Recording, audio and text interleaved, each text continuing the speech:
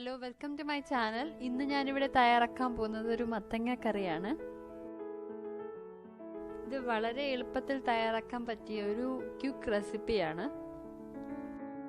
അപ്പോൾ നമുക്ക് ഇതെങ്ങനെയാ തയ്യാറാക്കുന്നതെന്നുള്ള വീഡിയോയിലേക്ക് പോകാം. അപ്പോൾ ഇതിനാവശ്യമായ സാധനങ്ങൾ എന്തൊക്കെയാന്ന് നോക്കാം. മത്തങ്ങ, ദാൽ, പച്ചമുളക്, മഞ്ഞൾപ്പൊടി, മുളക് പൊടി,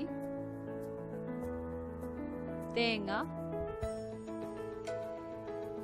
ചെറിയ ജീരകം, വറ്റൽമുളക്, കടുക്, വെളുത്തുള്ളി, ചെറിയ ഉള്ളി, കറിവേപ്പില. ഇനിയപ്പോൾ നമുക്ക് മത്തങ്ങ വേവിച്ചെടുക്കാം.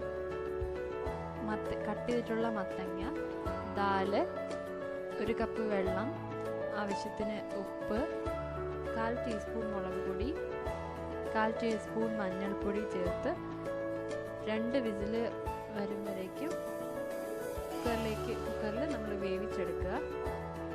ഇതിൻ്റെ അരപ്പ് എങ്ങനെ തയ്യാറാക്കുന്നതെന്ന് നോക്കാം. 1/2 കപ്പ് തേങ്ങ, ചെറിയ ജീരകം, ചെറിയ ഉള്ളി, വെളുത്തുള്ളി, പച്ചമുളക്, ആവശ്യത്തിന് വെള്ളം കൂടി ചേർത്ത് നന്നായി അരച്ചെടുക്കുക.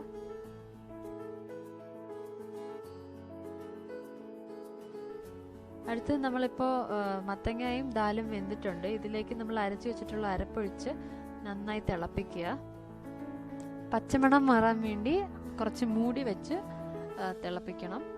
എന്നിട്ട് ഇത് മിക്സ് ചെയ്ത് കൊടുക്കുക നന്നായി.